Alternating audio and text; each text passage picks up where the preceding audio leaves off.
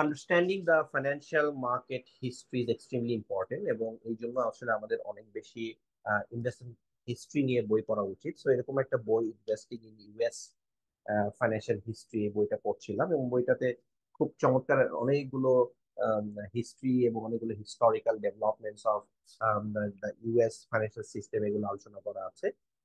এই পার্টিকুলার ভিডিওতে আমি একটু স্টক পুল নিয়ে আলোচনা করব, যেটা বিফোর 1934 সিকিউরিটিজ এক্সচেঞ্জ অ্যাক্ট এইটা হওয়ার আগে, ডিউরিং দ্য আর্লি 1900s, যখন সিকিউরিটিজ মার্কেট ছিল বাট সেরকম কোনো সিকিউরিটিজ লস ছিল না, তখন বিভিন্ন ধরনের প্র্যাকটিসেস হতো, specially driven by different types of brokers or investment market participants. তখন ইনভেস্টমেন্ট ম্যানেজমেন্ট ইন্ডাস্ট্রি ভাবে এস্টাবলিশমেন্ট হয় নাই। সো তখন অনেক ধরনের অ্যাক্টিভিটিস হতো যেগুলো এথিক্যাল স্ট্যান্ডার্ডস এর সাথে যায় না বা ইলিগাল হয়, পরবর্তীতে সিকিউরিটিজ অ্যাক্ট আনার পরে। সো এরকম একটা টপিক, স্টক পুল নিয়ে আমি এই সেগমেন্টে আলোচনা করব।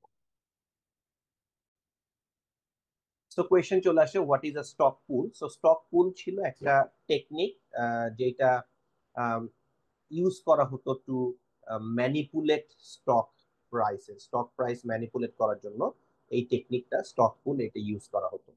সো মেকানিজমটা ইজ ভেরি সিম্পল। এখানে কি হতো, কিছু group of traders, they pool their resources and they appointed a pool manager to execute a transactions on behalf of the entire group.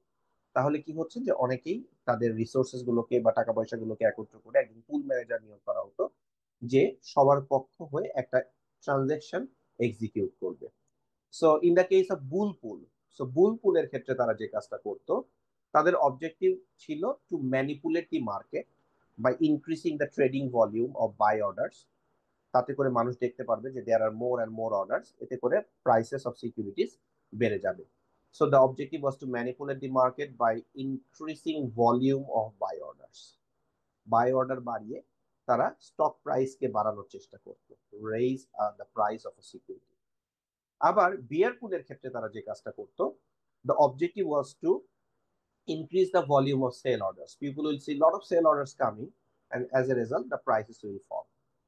So to raise the level of buying or selling as much as possible, pool operator যে কাজটা করতো, সে মার্কেটকে ফুল করতো।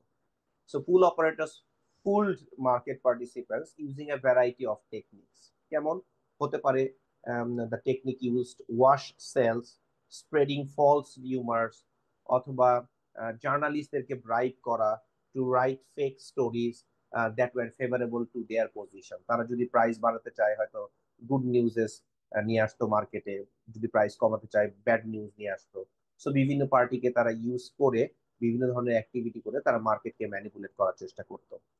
So এইভাবে যখন তারা manipulate করার চেষ্টা করতো, for example in case of bull pool, তারা যদি অনেক বেশি বাই অ্যাক্টিভিটি দেখানোর চেষ্টা করতো, so responding to the hype and fictitious spike in volume, members of public, যারা হয়তো ওই পুলের পার্ট না, যারা হয়তো general people, so they would pile in like lemmings. They create even further upward or downward pressure. For example, বুল পুলের ক্ষেত্রে তারা তারা নিজেরাও পার্টিসিপেট করতো লাভের আশায়, অথবা সেল করতো। যদি বেয়ার পুলের ক্ষেত্রে তারা লসের ভয়ে সেল করতো, সেটা করে আপওয়ার্ড অথবা ডাউনওয়ার্ড প্রেশার করতো অন প্রাইসে।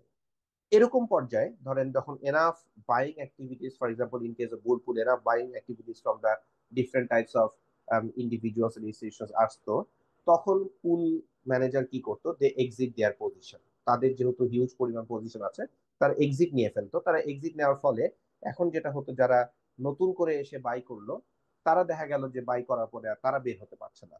So it allow the public to take the loss when the hype dissipated, because হাইপটা তো আসলে ক্রিয়েট করেছিল pool manager.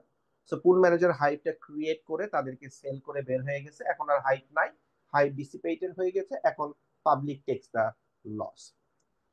So insider trading এর ক্ষেত্রে এগুলো হতো। Pool operators were not outlawed until the passage of securities exchange act of 1934। So তখন অনেক ধরনের ইনসাইডার ট্রেডিং হতো, অনেক ধরনের ম্যানিপুলেটেড ট্রেডিং হতো, এরকম অনেক ধরনের স্টক পুলস হতো।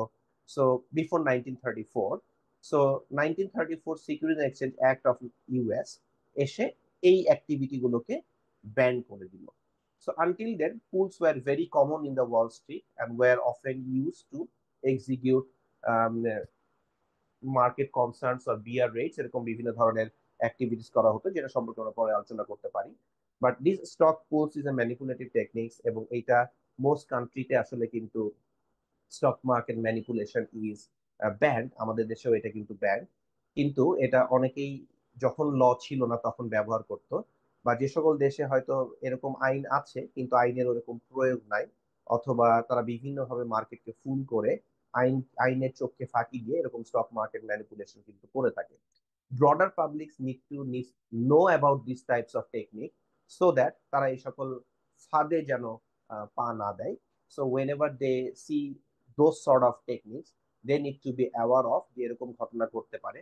So they should be very careful about their investment decisions and do the proper due diligence and research so that they don't fall into these manipulative traps and don't lose money because of that traps এর কারণে। Because তারা যখন তাদের গ্রিডটা চলে আসে তখন তারা এগুলোতে ফাঁদে পা দেয়, এবং এরকম করে তারা অনেক কিন্তু লসের শিকার হয়।